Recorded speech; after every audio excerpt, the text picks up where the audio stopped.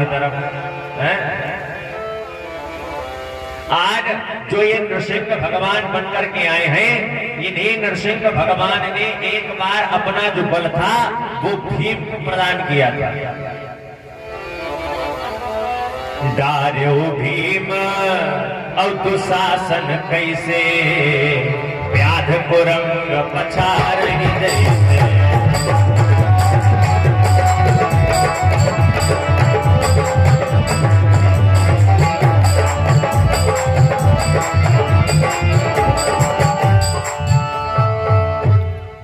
एक बार की बात है, जब दुशासन और भीम का युद्ध हुआ तो आज भीम ने क्या किया, जिस प्रकार से एक सिंह एक हाथी के ऊपर झपटता है, उसे उठा करके पटक देता है, ठीक इसी प्रकार से भीम ने दुशासन को वहां पर पटक दिया। और पटकने के पश्चात आज दुशासन की छाती पर बैठे भीम और पता क्या कहते हैं, खेलो पासा। अरे मुकुट बना पाओ, पासा नहीं खेलिए। अरे जिस समय हम लोग असहाय बैठे थे उस समय तुम सबके सब पासा खेल रहे थे। आज बार बार चुनौती दे रहे, खेलो पासा मुकुट बंधाबो, कहाऊ केश द्रौपदी नहीं आबो। क्या आज तुम्हारे हाथों में वो क्षमता नहीं है? अरे जाओ जाकर के पुनः द्रौपदी को पकड़ करके ले आओ।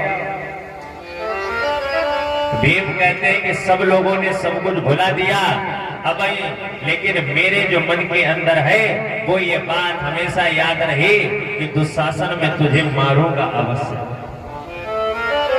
और आज भीम ने दुशासन को मारना प्रारंभ कर दिया। मथुरा पति पर जैसे श्री कृष्ण मुरारी झपटे थे, अथवा त्रिपुरासुर पर जैसे शंकर त्रिपुरारी झपटे थे।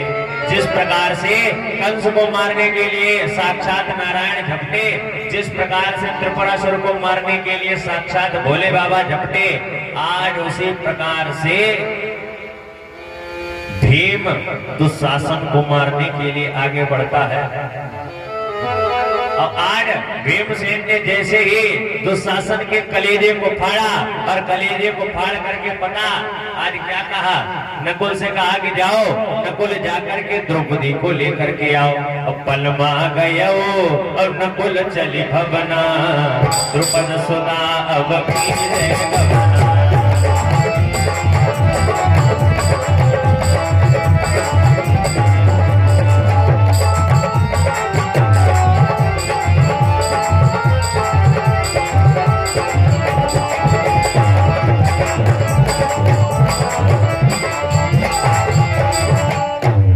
दुशासन की छाती को फाड़ा, लहू निकालने लगा।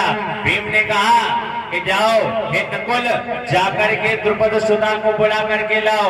और द्रुपद सुता के पास जैसे नकुल पहुंचे, पूरी बात बताई कि आज दादा भीम ने दुशासन की छाती को फाड़ दिया है, आज दुशासन को मारते चले जा रहे हैं। और जैसे ये बात द्रौपदी के कानों में पहुंची, अरे आई तुरंत अब विलंब न कीन्हे। अरे जैसे नकुल ने बताया कि चलो, चल करके आज भीम दादा तुम्हें बुला रहे हैं, तुरंत ही द्रौपदी वहां से चलने लगी। अरे आई तुरंत अब विलंब न कीन्हे, देखो भीम दुशासन।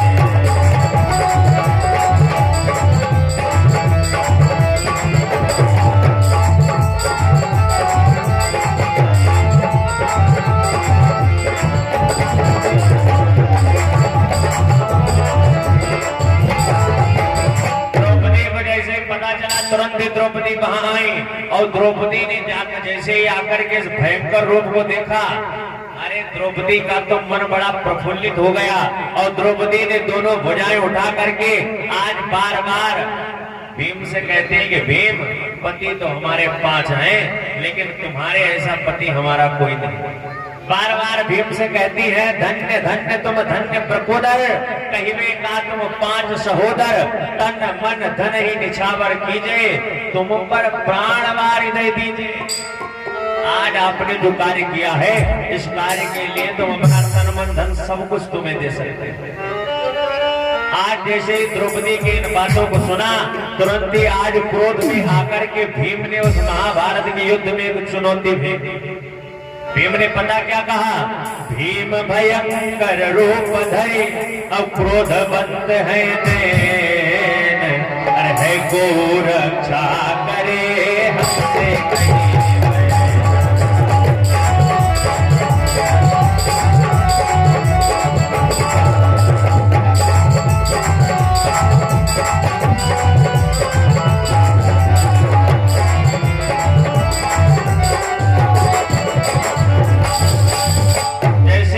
द्रौपदी ने आकर के साहस को बढ़ाया, अब तो साहस और बढ़ गया। भीम ने तुरंत ही महाभारत के युद्ध में एक चुनौती फेंकी। अब ध्यान से सुनो, इस चुनौती में किसी को भीम ने छोड़ा नहीं।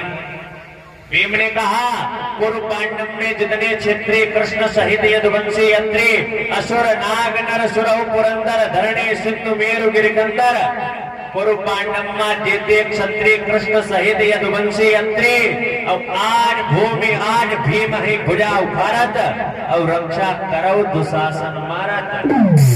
असुर नाग नर सुरव पुरंदर गंधर्व इंद्र वायु, जहां तक मेरी आवाज जा रही हो सभी कान खोल करके सुन ले।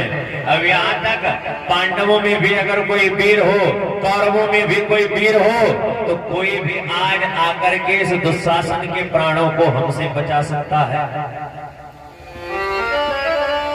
अच्छा, जैसे ही ये बात अर्जुन के कानों में पड़ी, अर्जुन ने कहा बताओ, और लोगों को चुनौती दे रहे थे, कोई बात नहीं।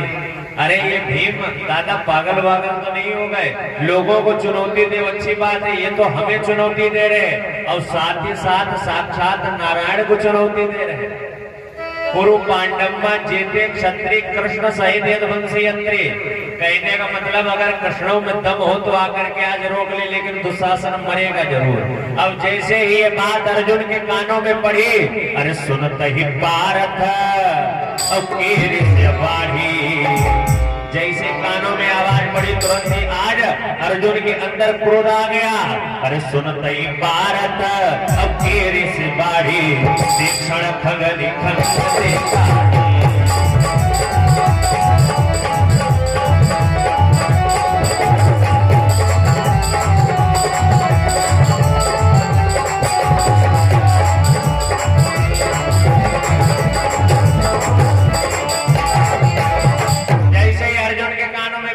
से अर्जुन ने बताओ, लोगों को चैलेंज दे रहा, कोई बात नहीं, हमको चैलेंज दे रहा, हमारे बाप को चैलेंज दे रहा।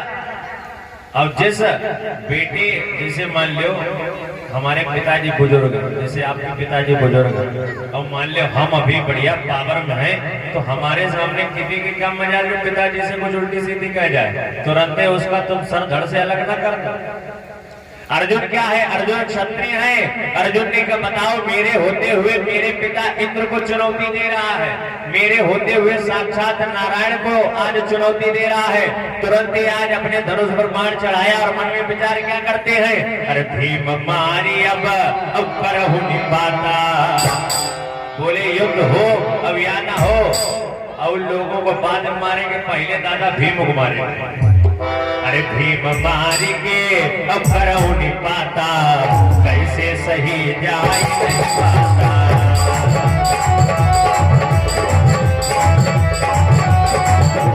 भीम मारी अब करहु निपाता, कैसे सही जाए नहीं पाता।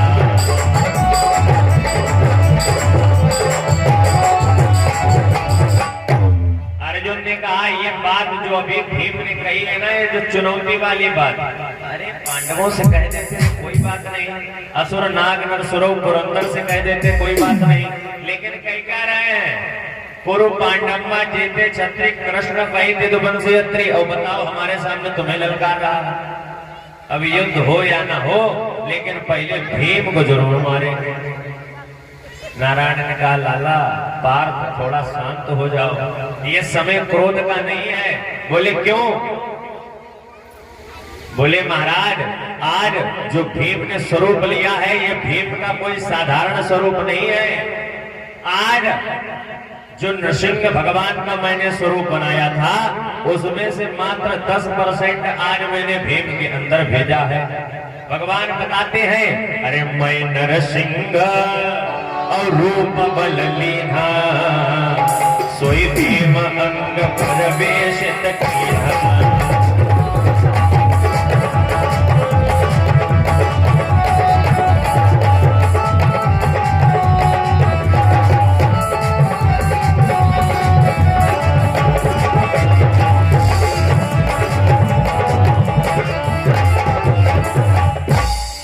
कृष्ण क्या, आज तो कोई भी उनसे नहीं जीत सकता, क्योंकि भगवान का सबसे भयंकर अवतार है नृसिंह भगवान का अवतार।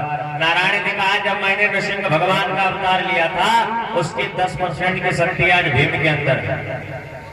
अर्जुन ने कहा, बढ़िया किया जो पहले बता दिए, वरना हम जा रहे थे भीम को मारने, आज भीम के द्वारा हमें मार दिए जाते। आज जैसे ही द्रौपदी उस युद्ध भूमि के क्षेत्र में आई, द्रौपदी जैसे ही सामने आए, द्रौपदी ने कहा, धन्य धन्य तुम धन्य प्रकोदर, कहिवे का तुम 5 सहोदर। आज तो भीम का बल और ज्यादा बढ़ गया, और कहा जाता है ना, पापी कितना भी योद्धा हो। अगर आपने अपने जीवन में पाप किया है, अगर आप पापी हैं, तो कहीं ना कहीं जाकर के तुम्हारे पैर डगमगा अवश्य जाएंगे, क्योंकि तुम्हें अपना पाप अवश्य याद आएगा। पापी कितना भी योद्धा हो, पर पाप शिथिल कर देता है।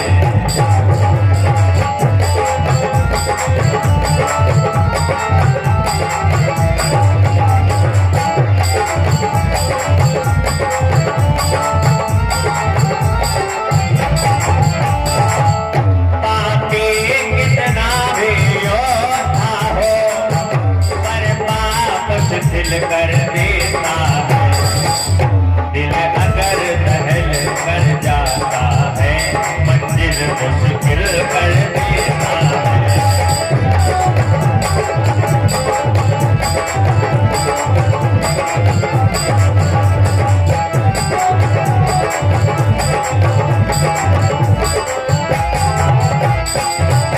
अगर आपने अपनी जिंदगी में पाप किया है, तो कहीं ना कहीं जाकर के तुम्हारे पैर डगमगाएंगे अवश्य, आप उस जगह पर शिथिल पड़ जाएंगे। आज बार बार दुशासन को अपनी करनी पर पछतावा हो रहा है, दुशासन पड़ा हुआ है। ठीक इसी समय भीमसेन ने अपने दोनों मुष्टिकों को उठाया और दोनों मुष्टिकों को एक साथ मिला करके आज दुशासन के माथे के ऊपर प्रहार कर दिया। एक निशाने पर पड़ा भीमसेन का हाथ, बीच भाग से फट गया दुशासन का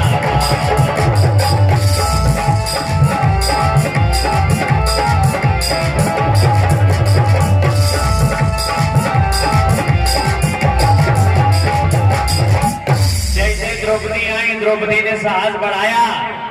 आज तुरंत ही भीमसेन ने जैसे मुक्के का प्रहार किया तो बीच से माथा फट गया। अब तो भीम का क्रोध बढ़ता ही चला जा रहा है। भीम उस दुशासन के कहते हैं, अरे पापी चांडाल जल्द बतला, ये भुजबल कहाँ गया तेरा। पापी चांडाल दुष्ट बतला, ये भुजबल कहाँ गया तेरा।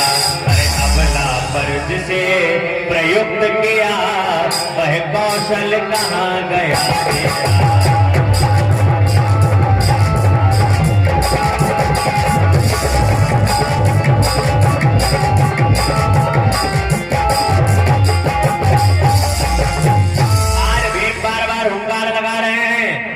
कहा, जिन भुजाओं के द्वारा तूने द्रौपदी के केशों को छुआ था, जिन भुजाओं के द्वारा तूने द्रौपदी की साड़ी को उतारा था, अब क्या उन हाथों में दम नहीं है?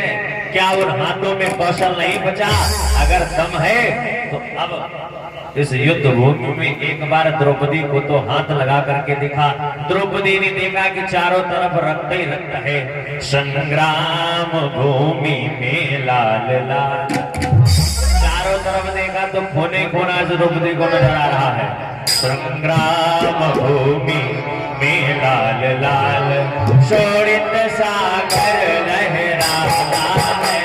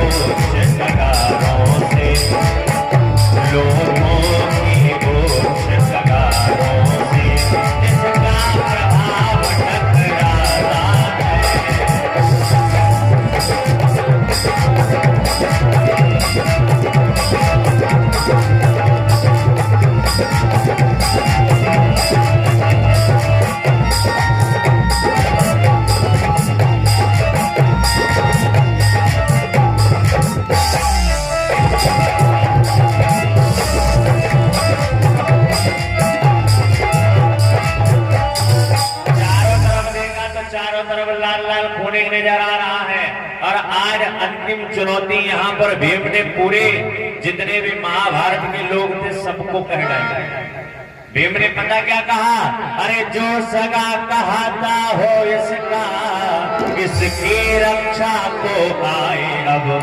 बोले अभी तक तो मैंने इसे अधमरा किया था, अब मैं इसे मारने वाला हूँ। अगर किसी में दम हो तो आज आकर के भीम को रोक ले। जो सगा कहता हो इसका, इसकी रक्षा को आए अब। इस बुझने वाले दीपक को आधे से आज बचाए।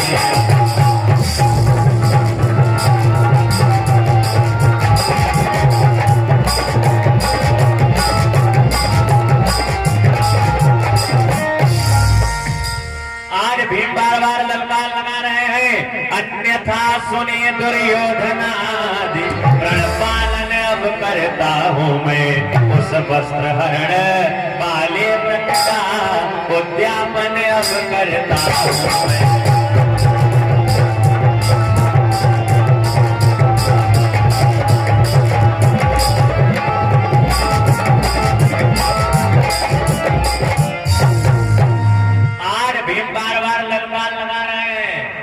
ने कहा कि अगर कोई भी इस महाभारत के युद्ध में अभी भी अगर जिसके अंदर दम हो, आज आकर के भीम को रोक ले, क्योंकि भीम के हाथों के द्वारा आज दुशासन का वध होगा। और जब मैंने भवन के अंदर प्रण लिया था कि मैं इन 100 कौरवों को मारूंगा, आज मैं उस व्रत का पालन करने के लिए जा रहा हूं। अरे किसी भी कौरव के क्षेत्र में किसी में भी दम हो तो आकर के आज उसको रोक ले। आज भीम ने क्या किया, भीम ने तुरंत ही अपने दोनों भुजाओं को उठाया, उठा करके आज दुशासन की छाती पर प्रहार किया। और छाती पर प्रहार करने के पश्चात आज छाती से लाल लाल लोहू रक्त निकाला और रक्त निकाल करके द्रौपदी के केसों में डाल दिया। क्योंकि जिस दिन से दुशासन ने द्रौपदी के बालों को छुआ है, उस दिन से आज तक द्रौपदी ने अपने बालों में कंघी नहीं की। द्रौपदी ने प्रतिज्ञा ली थी कि इस दुशासन के रक्त के द्वारा ही मैं अपने केसों को धुलूंगी। और आज वही दृश्य है, बार बार अंजलि में लेकर के लोहू आज भीम जो है द्रौपदी के बार बार बालों में डालते हैं। और पता क्या कहते हैं, सींचो सोनित से सींचो अब। द्रौपदी ये जो इंतजार की खड़ी थी ना वो खत्म हो चुकी है, अब बार बार अपने केशों को संभालो। अरे सींचो सोनित से सींचो अब, केशों की सूखी क्यारी को।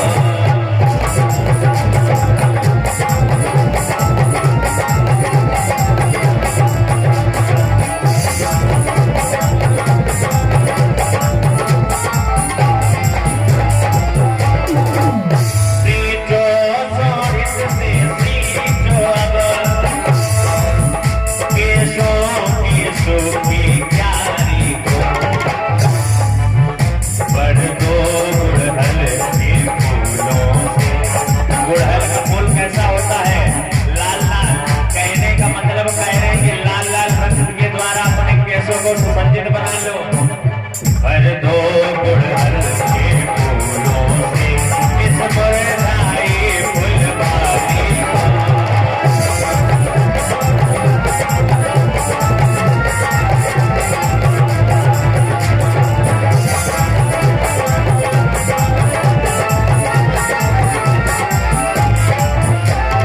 बार-बार अंजलि में आज रक्त लेकर के द्रौपदी के केशों के ऊपर डाल रहे हैं। बोले अब तो इंतजार का समय जो था वो समय समाप्त हो चुका है।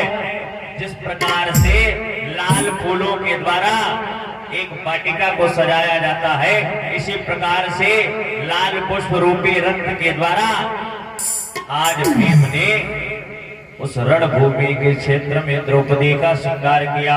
और श्रृंगार करने के पश्चात यह कहकर निज शत्रु का दिया कलेजा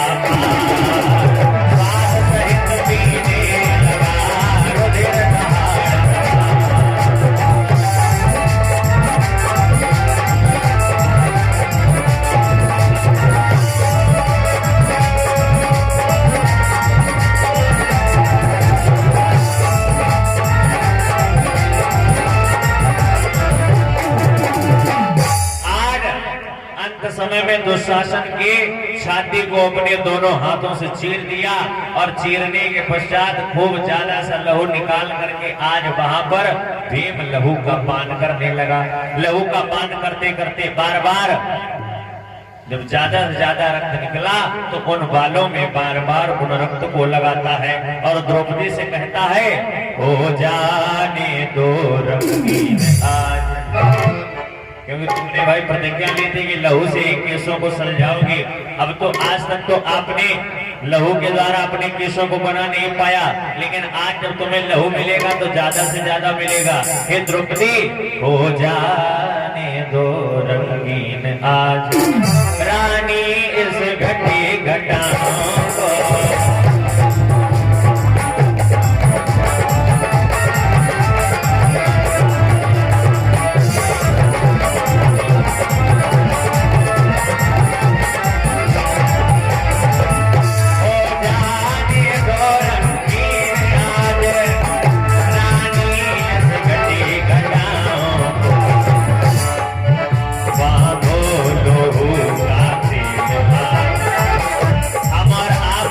को सही करने के लिए तेल लगाते हैं, कड़वा तेल, सरसों का तेल, नारियल का तेल, घियो का, आंवला हेयर ऑयल ऐसे जैसे। लेकिन द्रौपदी क्या करती है? द्रौपदी रक्त लगा रही है। बांधो लोहू का तेल बिखरे घटे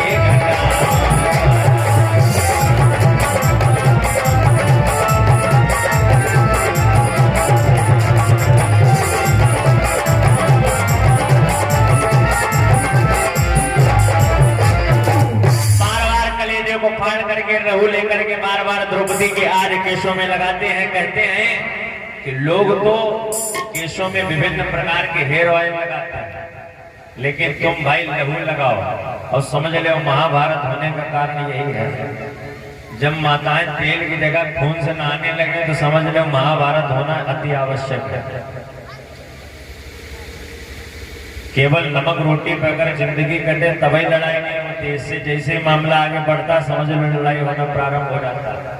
मांगा क्या था कि आज हम 5 गांव में दीजिए, केवल 5 गांव तो मांगे थे, लेकिन दुर्योधन ने क्या किया? दुर्योधन ने कहा, सुई अग्र देहऊ नहीं दाना, मैं सुई के अगले नोक के द्वारा जितनी पृथ्वी उठती इतनी नहीं देंगे, और भले चाहे इसके लिए मुझे पूरे महाभारत का युद्ध करना पड़े। तो समझ ले महाभारत तो होगी। तो आज